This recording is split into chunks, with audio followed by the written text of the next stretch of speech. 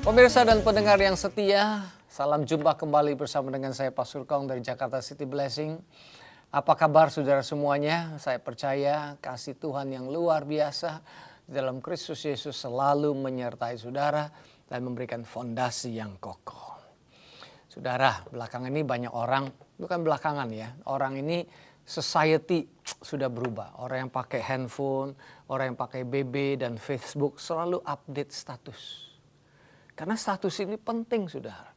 Status saya lagi makan di mana, status saya lagi berteman sama siapa, status saya lagi berliburan di mana. Itulah status yang kita ingin update supaya orang tahu tentang siapa kita.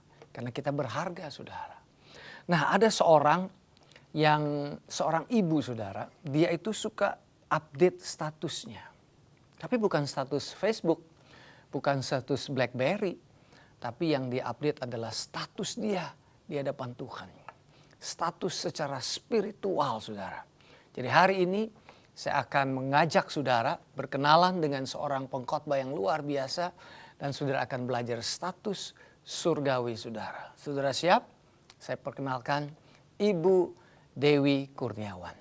Tuhan Yesus memberkati.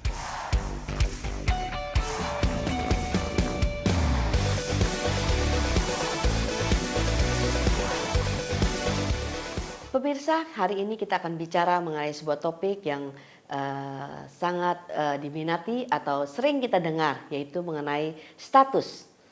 Kalau di Facebook atau di BlackBerry, kita selalu melakukan update status atau statusnya kita update. Sering kita lihat di dalam Facebook ada tulisan status, misalnya single, artinya dia masih sendiri. Atau ada juga statusnya ditulis jobless atau tidak punya kerjaan. Nah, itu adalah status yang bisa diupdate setiap hari. Hari ini mungkin statusnya single, mungkin beberapa hari atau beberapa minggu akan berubah menjadi in relationship.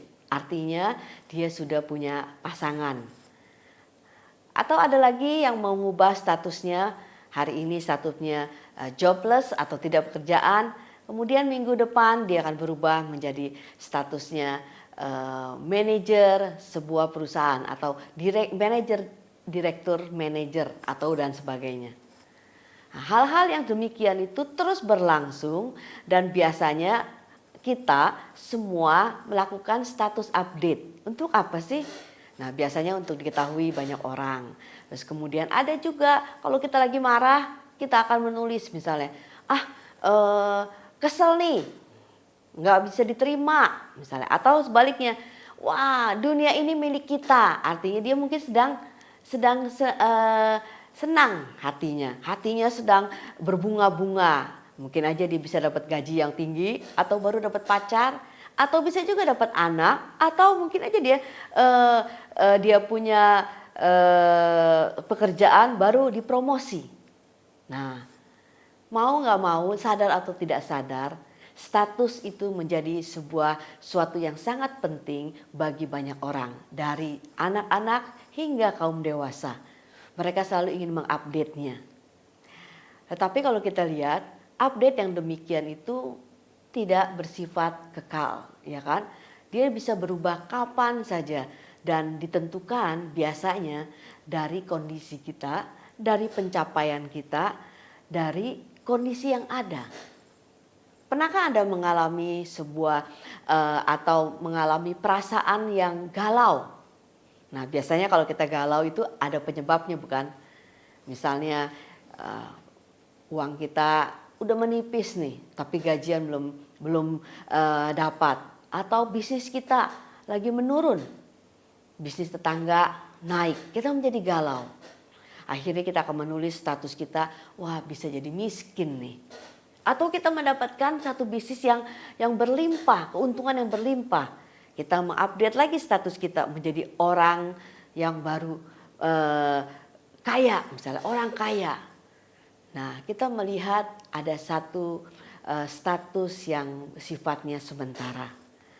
Tetapi hari ini kita akan belajar sebuah status yang sifatnya tidak sementara, tetapi yang bersifat kekal. Di dalam kita berbicara mengenai status, banyak daripada orang-orang itu melihat pencapaian menjadi status mereka. Ada juga status yang ditentukan oleh penerimaan dari luar. Artinya apa sih penerimaan dari luar? Artinya seperti ini.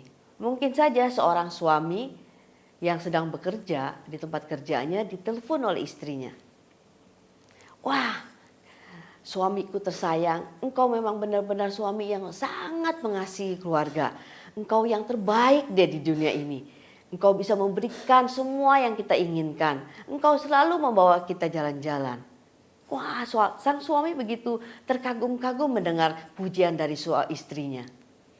Tetapi ketika dia mau pulang, mungkin dia terlambat, mungkin dia pergi dengan temannya, lupa memberitahu istrinya, sehingga sampai istrinya menunggu-nunggu di rumah. Waktu dia sampai di rumah, mungkin jam 8 atau jam 9 bahkan malam, dia disambut dengan teriakan istrinya. Papi, kamu ini memangnya suami yang tidak bisa bertanggung jawab, tidak bisa dipercaya lagi. Malam-malam seperti ini baru pulang. Sang suami mungkin menjadi bingung. Tadi pagi dia merasa dia adalah seorang suami yang terhebat di dunia. Yang bisa mengalahkan semua suami-suami yang lain. Sehingga dia mendapat pujian daripada istrinya. Tapi sekarang dia merasa suami yang gagal. Istrinya begitu marah-marah. Dia merasa suami yang tidak mengasihi keluarganya. Statusnya berubah karena penerimaan dan karena penentuan daripada di luar. Mungkin begitu juga dengan Anda yang sedang bekerja. Di dalam pekerjaan di kantor, Anda baru datang dan sangat dipuji oleh bos atau atasan saudara. Wah, Anda adalah pegawai yang luar biasa. Pekerjaan Anda selalu baik. Wah, kita sangat berterima kasih. Kita sangat untung ini punya pegawai seperti kamu. Wah, apa yang kita rasakan kalau kita sebagai pegawai dikatakan oleh atasan kita demikian. Wah, sangat bangga bukan? Sepertinya hidup ini sangat berarti. Nilai harga diri kita langsung naik. Tapi tiba-tiba mungkin beberapa jam, belum satu hari, mungkin di hari yang sama kita mendengar bos kita atau atasan kita berkata, kerjaan kamu sangat jelek. Tidak pernah tepat waktu. Diberi pekerjaan tidak ada yang tanggung jawab. Kenapa ini tidak selesai? Kita pun merasa menjadi kacau. Barusan kita merasa kita orang yang sukses. Tetapi sekarang kita melihat kita orang yang gagal. Apa yang diberikan tanggung jawab tidak bisa kita selesaikan. Nah, itulah contoh daripada status-status yang berubah yang tidak kekal. Di dalam Tuhan ada yang kekal, saudara. Ada juga orang yang mempertahankan status yang sudah tinggi. Dia pikir dengan statusnya dia, dengan kekayaan yang dia miliki, dia bisa terus mempunyai status yang tinggi. Misalnya dia menjadi orang yang terkaya sedunia, nomor 1 di dunia. Tetapi pada waktu peringkat dia turun menjadi mungkin peringkat nomor 5 atau nomor 10 bahkan nomor 50, dia akan merasa hidup ini tidak ada artinya. Kenapa? Karena status yang dimiliki dia itu bergantung daripada apa yang dia miliki, yaitu kekayaannya. Entah itu kekayaan, entah itu popularitas, entah itu ketenaran mereka. Itulah yang terjadi di dalam hidup manusia di dunia ini. Keras-kerasnya kita berbuat sesuatu, sehebat-hebatnya kita mengumpulkan tenaga kita untuk mendapatkan sesuatu, itu ada batasnya. Ada lagi yang lebih baik dari apa yang sudah kita capai. Ada lagi yang lebih besar yang sudah kita miliki. Sehingga sebenarnya status itu hanya bersifat sementara. Mengapa demikian? Status yang bersifat sementara itu karena dia tergantung berdasarkan apa yang kita miliki. Waktu kepemilikan itu menurun atau hilang, maka status kita menjadi berubah. Atau status yang sementara itu didasari daripada pencapaian kita. Contohnya, Anda mungkin sekarang menjadi seorang pemain basket yang luar biasa. Anda selalu memenangkan pertandingan demi pertandingan. menjadi MPV, pemain the best player. Anda diundang di mana-mana, Anda mendapatkan hadiah yang begitu banyak. Tetapi apa yang terjadi? Pada waktu Anda tidak lagi menjadi pemain terbaik.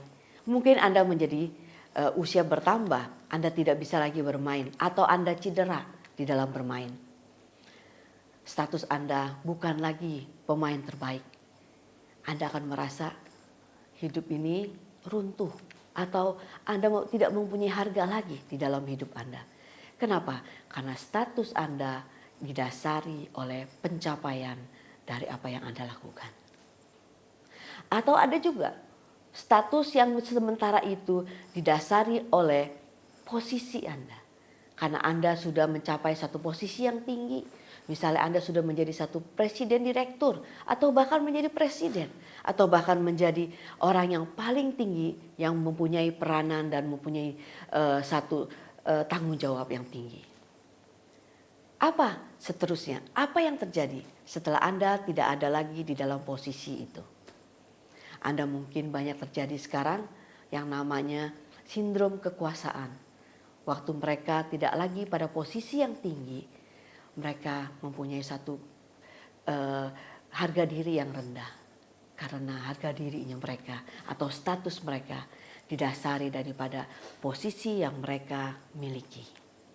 Atau yang tadi yang saya sudah katakan, status yang sementara itu didasari karena penerimaan dari luar.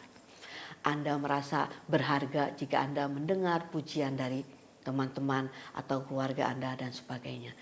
Anda merasa diri Anda berharga dan diterima pada waktu Anda itu memakai hal-hal yang berharga, yang bermerek. Sehingga komunitas Anda sudah menerima Anda. Sebenarnya itu semua adalah status yang sementara. Jika kita terus mempertahankan status kita yang bersifat yang didasari oleh yang demikian, kita akan terus bergumul di dalam hidup kita. Mempertahankan sesuatu yang tidak akan pernah bisa kita pertahankan. Mendapatkan sesuatu yang sebenarnya lebih lagi orang dapat melakukannya. Nah, sekarang kita mau pelajari bagaimana kalau gitu, apa sih kenapa hal ini bisa terjadi? Sebenarnya manusia sudah jatuh di dalam dosa. Ketika Adam jatuh di dalam dosa, semua manusia sudah kehilangan hal-hal yang baik, bahkan hal-hal yang serupa dengan Allah. Pada waktu manusia atau Adam jatuh di dalam dosa,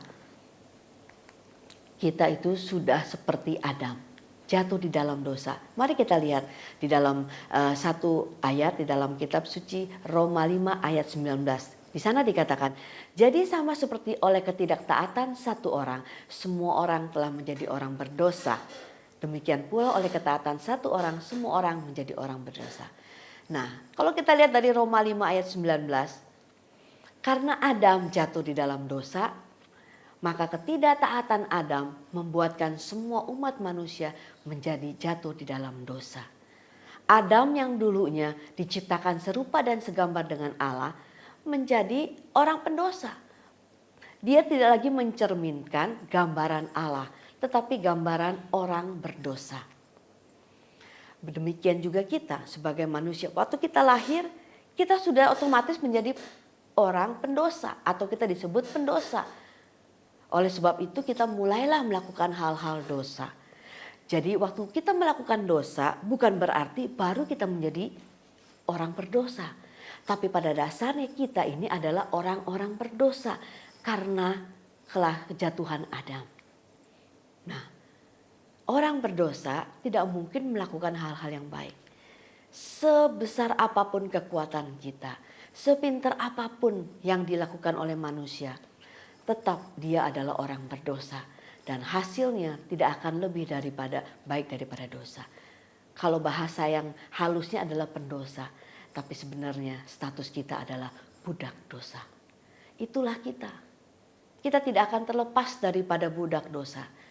Kecuali jika kita mengenal Yesus Kristus dalam hidup kita. Itulah statusnya. Itulah jalannya untuk kita bisa keluar daripada dosa. Jika kita tetap mempertahankan status kita untuk tidak menjadi budak dosa dengan melakukan segala hal, mungkin kita bisa memberi dengan lebih banyak, menolong orang lebih banyak, atau kita bahkan bisa belajar dari macam-macam nasihat. Boleh saja, tidak masalah. Tetapi kekuatan manusia yang sudah jatuh di dalam dosa ada batasnya. Ada yang lebih lagi. Jika Anda sudah mencapai satu titik yang bagus, ternyata waktu Anda sadari ada yang lebih bagus lagi. Pada waktu Anda menyadari bahwa Anda ini orang yang tercantik mungkin di dunia, pada waktu Anda sadar ada yang lebih cantik dari saudara. Itulah pergumulan orang-orang yang ada di dalam hidup di dalam dosa. Itu semua diturunkan dari Adam. Bukan karena kita melakukan sesuatu yang jelek baru kita menjadi orang yang jelek. Tetapi itu karena diturunkan dari Adam. Identitas kita adalah orang berdosa. Identitas kita secara alami kita adalah orang-orang yang perlu dihukum. Tidak ada kekuatan, tidak ada yang baik di dalam manusia yang berdosa. Kita adalah budak dosa. Seorang hamba Tuhan Charles Spurgeon mengatakan, semua macam perbudakan di dunia ini tidak ada yang lebih mengerikan dibandingkan dengan perbudakan dosa. Kenapa? Karena perbudakan dunia hanya menyebabkan penderitaan sementara di dunia ini. Paling parah adalah kematian. Tetapi perbudakan dosa, dia akan menderita selamanya. Menderita kekal di dalam dunia ini. Amin. Nah, jadi apa yang harus kita lakukan? Apa yang bisa membuat kita berubah? Orang yang berdosa atau budak dosa menjadi orang yang tidak lagi menjadi budak. Kita lihat bahwa kita ini adalah manusia yang lemah. Kita ini adalah manusia yang tidak berguna. Tetapi kalau kita melihat menerima Kristus sebagai juru selamat kita, status kita akan berubah. Kita bukan lagi budak dosa, tetapi kita menjadi ciptaan baru. Kita lihat di dalam Roma 6 ayat 4 dikatakan, dengan demikian kita telah dikubur bersama-sama dengan Dia oleh baptisan dalam kematian, supaya sama seperti Kristus telah dibangkitkan dari antara orang mati oleh kemuliaan Bapa. Demikian juga kita akan hidup dalam hidup yang baru. Status yang ada di dalam hidup yang baru yang kita hidupi sekarang adalah hidup di dalam Kristus. Itu adalah status yang baru. Status kita yang baru itu didapat hanya oleh karya Kristus di atas kayu salib. Waktu kita menerima Kristus, hidup kita menjadi baru. Yang lama sudah berlalu, yang baru sudah datang. 2 Korintus 5 ayat 17 dikatakan, jadi siapa yang ada di dalam Kristus, dia adalah ciptaan baru. Yang lama sudah berlalu, sesungguhnya yang baru sudah datang. Itulah hidup kita. Itu adalah status kita yang baru. Kita adalah ciptaan baru. Kita ini bukan dilahirkan lagi dari benih yang fana dari dunia ini. Tetapi kita dilahirkan dari benih yang kekal oleh firman Allah yang hidup dan yang kekal. Itulah status Anda di dalam Kristus. Apa bedanya dong dengan status yang sudah kita miliki sebelumnya yang bersifat sementara? Saudara, kalau kita memiliki status yang sementara, itu didasari oleh perbuatan manusia, oleh kekuatan manusia. Tetapi pada status yang kekal, yaitu ciptaan yang baru yang ada di dalam Kristus, itu berdasarkan perbuatan Kristus yang sudah mati di kayu salib. Suatu perbuatan yang kekal yang tidak bisa diubah. Yang kedua, status yang sementara dia bersifat penerimaannya dari sosial atau dari luar. Orang memberikan pujian, orang memberikan satu hujatan, itulah status kita. Tetapi di dalam status yang kekal, yaitu status di dalam Kristus, penerimaan kita karena penerimaan dari Bapa kita di surga, yaitu penerimaan Kristus. Dia menerima kita apa adanya kita. Dia menerima kita sesuai dengan keberadaan kita. Bukan karena pencapaian kita. Bukan karena apa yang kita miliki. Bukan karena keadaan kita. Tetapi karena penerimaan Kristus yang sudah diterima oleh Bapa di surga. Dan status yang sementara itu mempunyai kondisi. Kenapa? Kondisi itu bisa menentukan posisinya dia. Kondisi itu menentukan statusnya dia. Itulah status sementara yang di dunia ini. Tetapi pada waktu kita sudah ada di dalam Kristus, status kita di dalam Kristus, posisilah yang menentukan kondisi kita.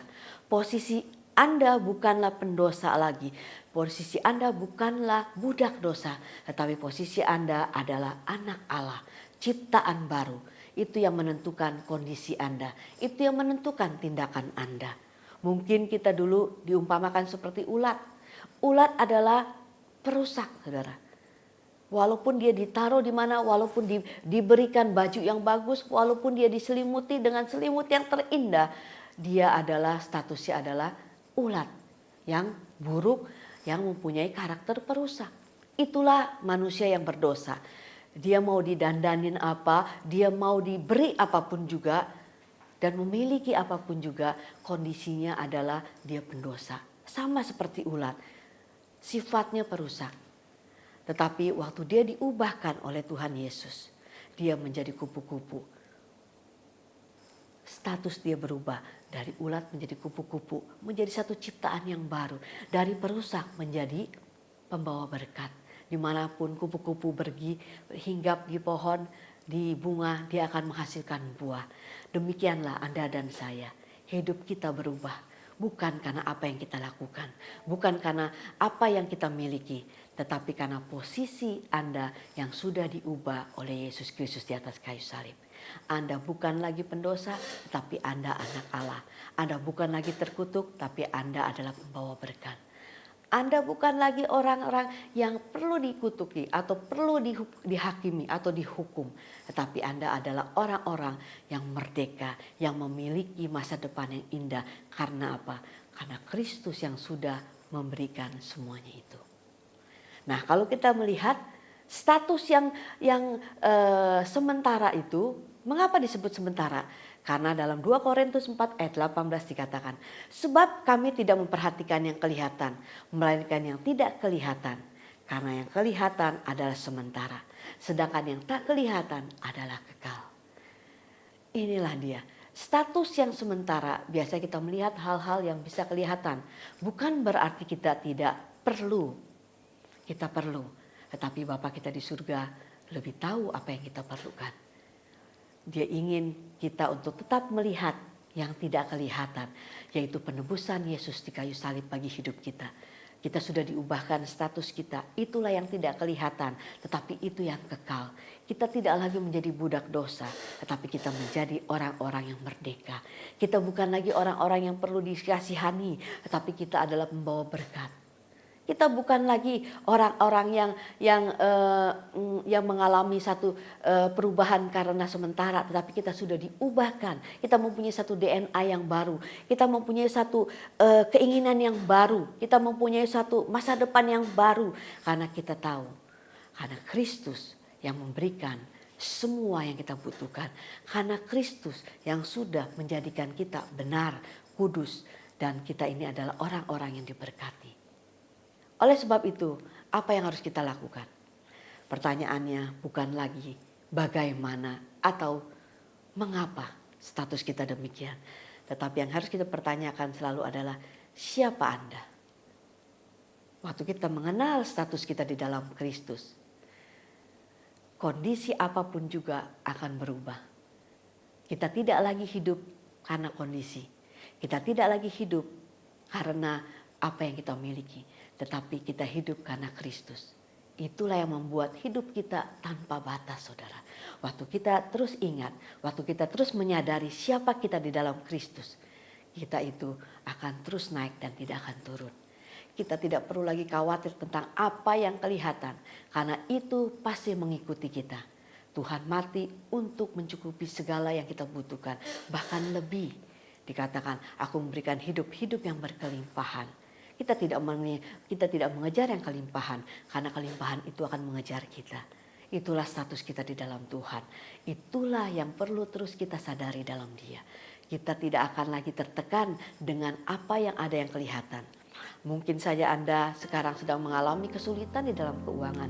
Anda melihat keuangan Anda di bank mungkin sudah minim. Besok harus melakukan sesuatu, besok harus membayar semuanya. Atau mungkin Anda sedang mengalami sakit yang tidak berdaya. Atau bahkan mungkin Anda sedang mencari pekerjaan. Apapun keadaan Anda, itu tidak bisa mengubah status Anda sebagai anak Allah yang diberkati. Waktu Anda menyadari diri Anda, siapa Anda di dalam Kristus, kondisi keadaan itu berubah. Anda bisa melihat, Anda bisa menikmati, Anda bisa mensyukuri hidup ini. Kenapa? Karena Kristus yang ada di dalam Anda jauh lebih besar, jauh lebih berkuasa daripada fakta yang ada. Amin saudara. Ingatlah, sadarlah bahwa Anda adalah ciptaan baru di dalam Kristus. Yang lama itu semua sudah berlalu. Yang baru yang ada di dalam Kristus, itulah hidup Anda. Hari ini saya akan akhiri dengan kita berdoa bersama-sama. Kita percaya Kristus yang ada di dalam saya juga ada di dalam hidup Anda. Yang sanggup mengubah kondisi apapun juga. Karena status Anda di dalam Kristus. Bapa, kami mengucap syukur untuk hari ini, untuk kesempatan ini ya Tuhan. Kami tahu ya Tuhan, Engkau jauh lebih besar, Engkau jauh lebih bisa sanggup ya Tuhan. Dari apapun juga yang ada di dunia ini ya Tuhan. Kami tahu ya Tuhan, Engkau adalah sumber daripada segala sesuatu yang kami butuhkan. Engkau sudah mengubah kami ya Tuhan dari pendosa menjadi anak Allah. Engkau sudah ya Tuhan membenarkan kami yang kami sudah bersalah. Engkau bahkan memberikan kami ya Tuhan kehidupan yang berkelimpahan. Engkau sudah menebus semua kemiskinan, semua penyakit, semua kelemahan kami. Terima kasih ya Tuhan. Kami hidup bukannya kami lagi, tapi Kristus yang hidup dalam kami. Terima kasih ya Tuhan. Di dalam nama Yesus kami mengucap syukur dan sudah berdoa. Amin.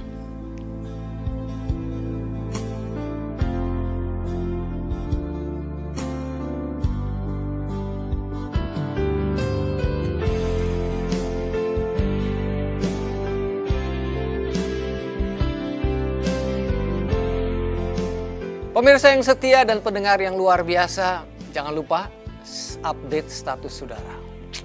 Update status saudara adalah anak Tuhan yang dikasih Tuhan luar biasa. Saat ini saudari yang kameramen saya ini, dia juga lagi update statusnya. Namanya Tego. Saya adalah anak Allah di dalam Kristus Yesus yang dikasihi Tuhan luar biasa. Tidak lagi saya minder, tidak lagi saya kecewa di dalam hidup. Saya tahu harga diri saya di dalam Kristus Yesus. Amin saudara. Luar biasa kan? Waktu saya sudah habis saudara. Kita jumpa kembali bersama dengan saya Pak Surkong dari Jakarta City Blessing di dalam episode yang berikutnya. God bless you. Jesus love you. Sampai ketemu lagi.